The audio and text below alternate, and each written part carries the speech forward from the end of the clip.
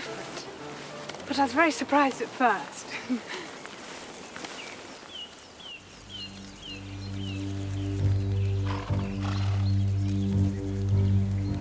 Go on then.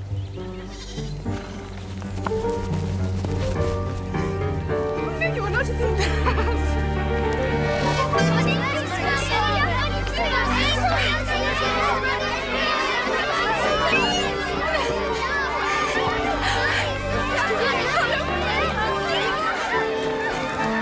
What the devil did you here?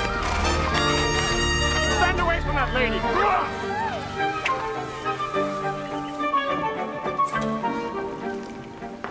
The most extraordinary good fortune I happened to come at that moment. I was just on my way to return a pair of scissors to Miss Bates. God knows what might have happened if I hadn't. It does seem like Providence or something out of a romance full of brigands and outlaws. But for this to happen in Highbury... How can I ever thank you enough, Mr. Churchill? I'm happy to have been of service, Miss Smith.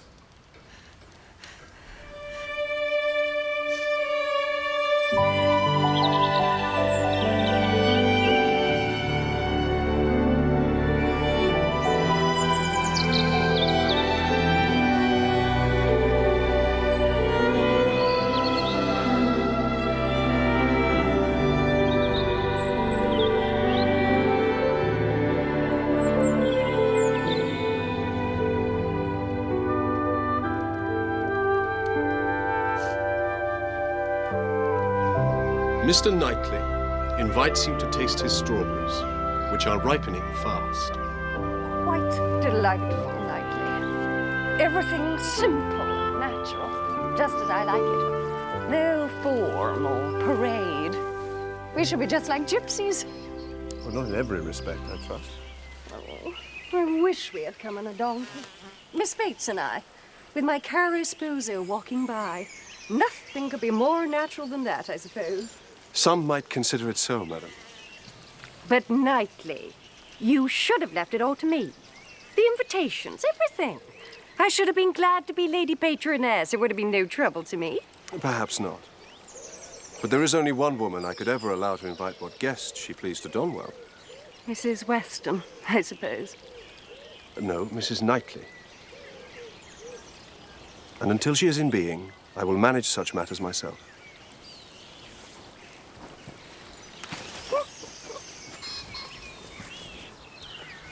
Well, here we are. You're all very welcome. The finest fruit in England. I believe they're everybody's favourite, always wholesome. How delightful to gather for oneself. The only way of really enjoying them, don't you think? With one's basket over one's arm. So simple and natural. I fancy myself as a sort of shepherdess, you know. Oh, are you fond of sheep then, Mrs. Elton? I thought Mr. Churchill was to be with us today. He hoped to ride over from Richmond. He should have been here by now. I must confess I am a little anxious. I have fears of his horse. More likely Mrs. Churchill has produced some new symptom to keep him with her. Oh, look. Poor Jane Fairfax. How can she bear it? I will not take no for an answer, Jane. This is a friend of Mrs. Bragg's. A very superior situation. With only 2 daughters and very close to Maple Grove. Say the word, Jane. I shall write this very day. I beg you would excuse me, Mrs. Elton.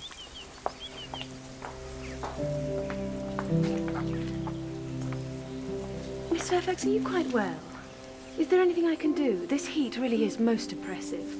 Will you walk into the house with me? Miss Woodhouse, I think I must go home. I am quite well, but I think I must make sure my grandmother lacks nothing.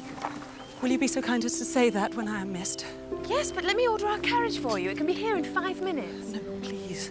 The greatest kindness you can do me is to let me have my own way and only say I'm gone when it is necessary. Will you do that? Yes, of course, if you wish it. Thank you. Oh, Miss Woodhouse, the comfort of being sometimes alone.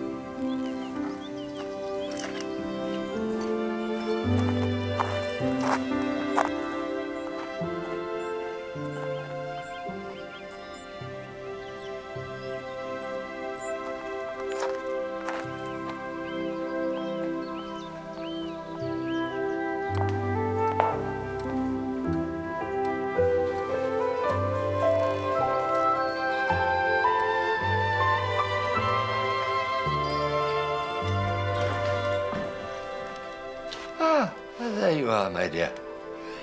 I hope you're being careful as to the drafts. You see, I am well here with a small fire, but this can be a very drafty house.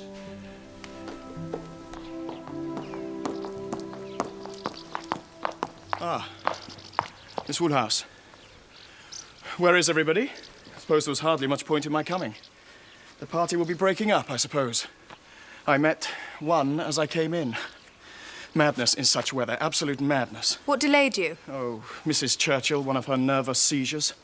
This heat is really too much. You will soon be cooler if you stand still. Yes, thank you, but I must go back again. Could very ill be spared, but such a point was made of my coming. But you will come tomorrow on our outing to Box Hill. No, will not be worthwhile. If I come, I shall be cross. Then pray stay at Richmond. If I do, I shall be crosser still, thinking of you all there without me. These are difficulties you must settle for yourself. Choose your own degree of crossness. You're quite right. I'm an absolute bear today. I will leave you. If I come to Box Hill, I promise to be in good temper. Good day.